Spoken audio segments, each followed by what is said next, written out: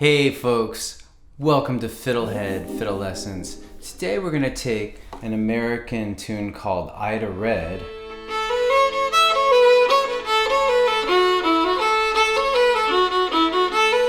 and turn it into an Irish jig.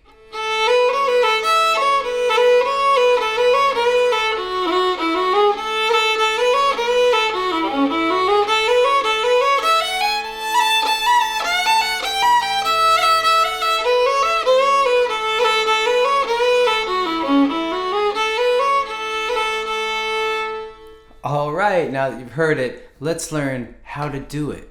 Okay, so this is kind of a weird lesson. We're taking a melody, a simple American melody, and turning it into a jig. But it could be very useful, and you could kind of think of this as a conversation between two continents, between America and Ireland. Or you can think of it as just the evolving folk process. This is what happened. The opposite happened when melodies came from Europe. They came here and they kind of eventually changed and they morphed and evolved. And so we can kind of play with that evolution in reverse fashion now and go back to Ireland. So the thing that's tricky about it is that unlike just learning a tune straight up, there's no straightforward way. It's not just like if you want to do this on your own, do this and that, and you can convert. There's no formula. But I will say, as preparation, if you know your scales really well, and then learn to practice melodic variations with them. So this tune is in A.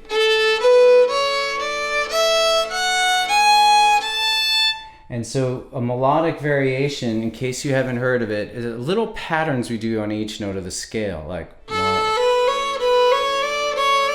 So you can kind of hear we're moving up the scale with, I call this the 1, 2, 3 pattern.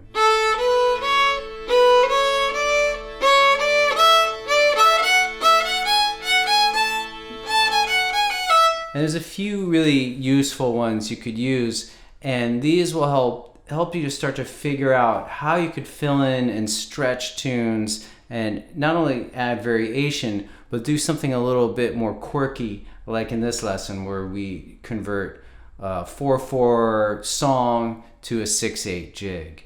Okay, so enough talk. Let's just get into doing it and learning it straight up right now. Here's the first quarter of the A part, played with flow.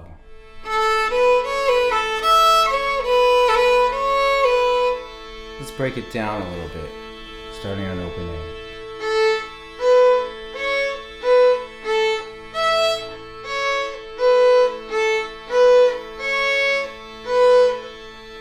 Okay, so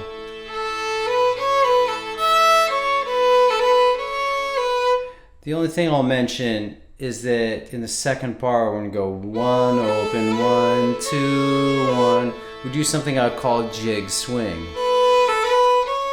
We lengthen the first note, so instead of all 3 eighth notes, we lengthen the first eighth note and shorten the second eighth note to a.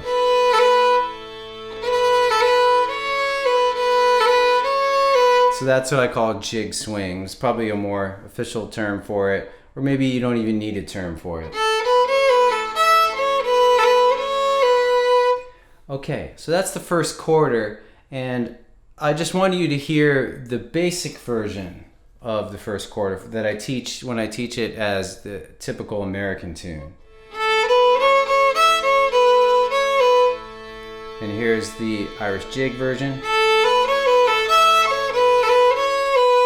So in the basic version, it's really only 1 bar.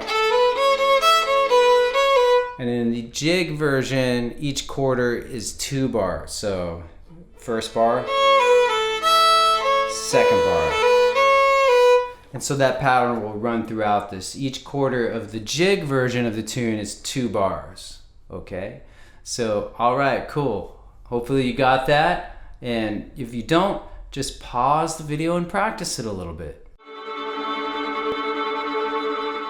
Here is the second quarter of the A part with flow.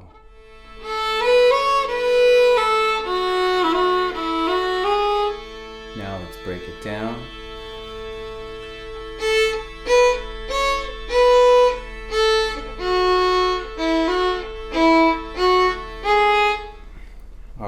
So far this is not too hard technique-wise. The only thing that comes up there is that we need to play raised third finger on the D, which is G sharp.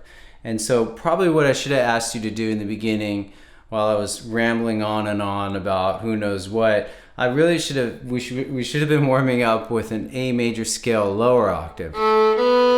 Raise third, G1, 2, raise third, open D1, 2, raise third A. You could do that with the drone and add variations, add those melodic variations, especially ones with triplets. Okay, so let's get back to it. I'll just again play the second quarter of the A part. And then the basic 4/4 version, real version is, and then the real again, the jig again. All right, by the way, I've got sheet music for this on FiddleHed.com, so check it out. Let's do this now. Let's loop on the second quarter of this tune.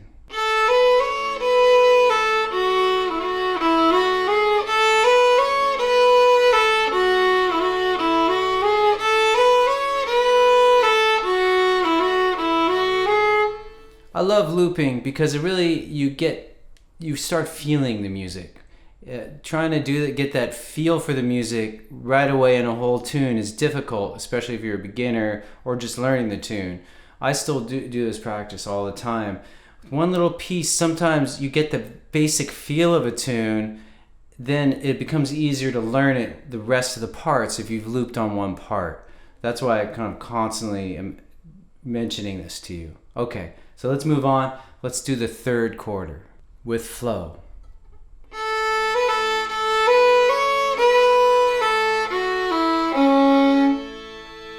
Okay, broken down.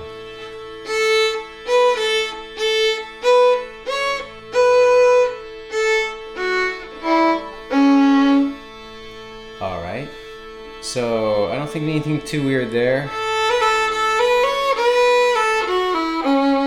And now we'll do the fourth quarter with flow.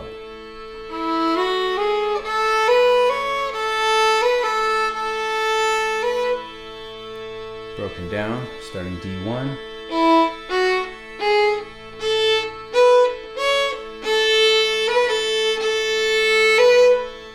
All right, so we now have the entire A part. I have a few things to mention. So that what I just did there, that's the first ending. Now we repeat and go back to the beginning. And then the second time we'll do a different ending. So let's learn that alternate second ending right now with flow. Okay, so just a little different. Basically, this second ending is connecting us to the B part.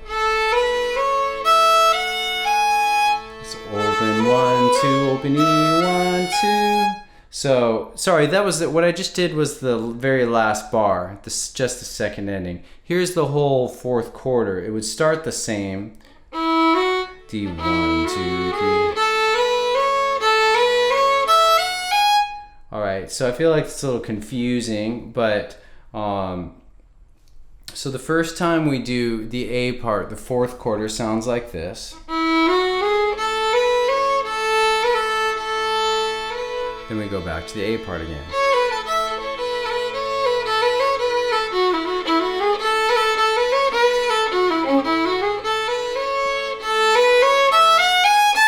And then we head up to the B part. So there's that one part that's, the very last bar is different. And this lesson is free for 1 week on FiddleHed. So you can view the sheet music and better see what I'm talking about. Okay, cool. So now let's just do the entire A part once slowly with a play along track. 1, 2, 3, 4, 5, 6.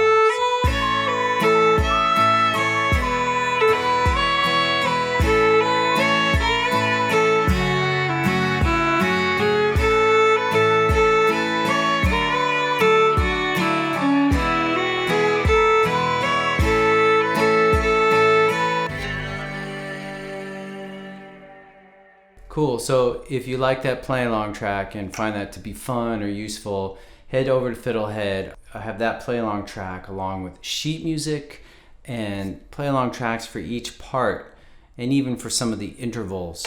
So to really help you progress from small to big on the tune. So that's free for 1 week. And even if you don't, thanks for your attention. Thanks for watching FiddleHed. All right, so let's move on to the B part. We'll start with the first quarter with flow.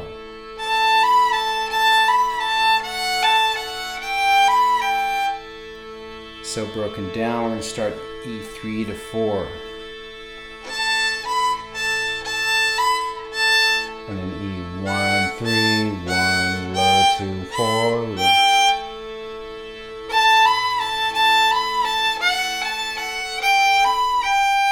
Let's check out the basic version of that. So from the 4/4 or real version. Now listen to the jig version. If you like that jig swing I was talking about, you could add it here. All right, I presented the tune as straight triplets here. All right. I should have said something earlier. I'm going to say it now. Bowing for this. I kept the bowing pretty simple. We're slurring 3/8 notes throughout the entire thing. So if we're listening to the A part, it's all slur, slur, slur, down, up, down, up. So if you just do, it's another reason why looping is good. For this tune, if you just do the first bar, loop on that. That's the basic bowing for the whole thing. Easy. Lots of other ways to do it. I kept it simple for this, okay? So, and just in general, bowing is a thing I like to suggest, but I like to encourage you to experiment and try different things. Okay, so cool. Let's move on to the second quarter of the B part with flow.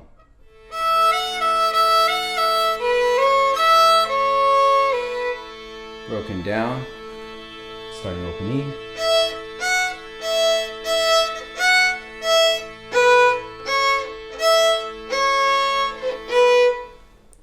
And that last bar, you could use your fourth finger too. 1, 2, 4, 2, 1. I might have it notated on the site, so that way, actually. Either way is fine, but I think I would probably use fourth. Because you don't really need to go to the E string because you're not going to do anything else there. But if you don't feel comfortable with fourth finger, then yes, use the open E. Okay, so I think that's pretty self-explanatory.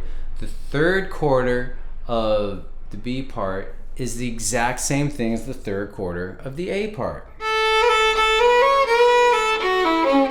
All right, and then the fourth quarter is the same too.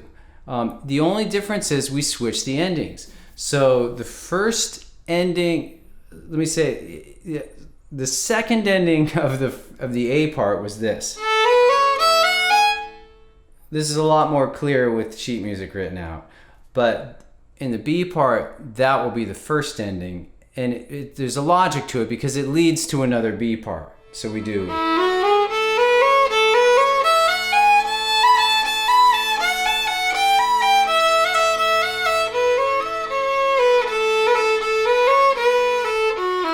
The second time through the B part was where we're at. Now we're gonna go do a different ending.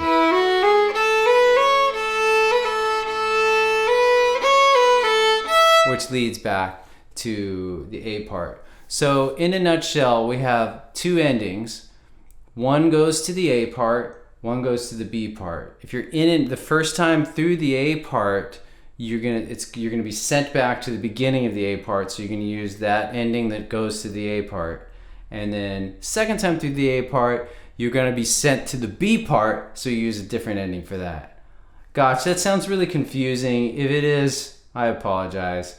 The sheet music makes it a lot more clear. By the way, I'm teaching people how to read sheet music if you're interested. Note reading for fiddlers course. I'm slowly kind of designing with people as they learn. Okay, so I think that does it for the Ida red jig, and I don't know if I have anything else to say about it other than have fun with this. It's something that's a real joy to me to take melodies and reinvent them and see how you can play with it. And if you're playing in a session, this might actually work in a Irish session. I don't know. Like the only problem is not everybody would know what you were doing because they're used to hearing Irish melodies. But if you have some buddies and you play with them and you have a jig set, you could really do something fresh. You could add this to some other, I can't think of any jigs in A offhand, but let's just pick on. That was Tobin jig.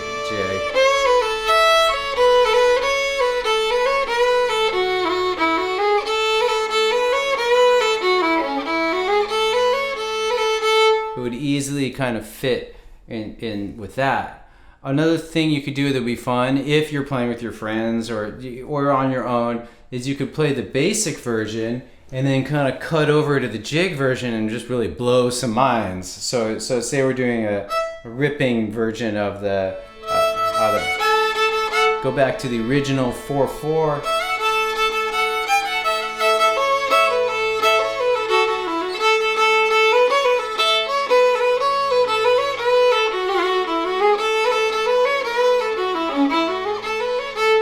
And of course, once you get this version I came up with, the Ida Red jig, if you've taken some of my other lessons from the Irish Fiddle Journeys course or you've subscribed to it, then you can start to use some of those tools, like some of the embellishments like cuts and rolls. So you could start to substitute things.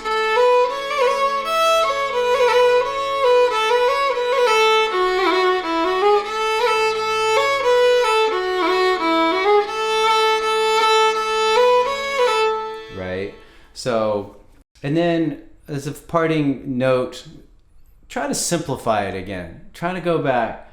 I'm a big fan of just, okay, you've done all this crazy stuff. Do the simplest thing possible to end. Make it sing.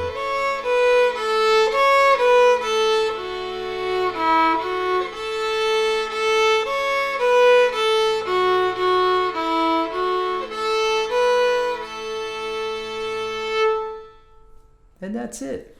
Thank you for watching. You stayed all the way to the end. I can't believe you did that. You're so nice to me. Thank you for doing it. I hope this was fun.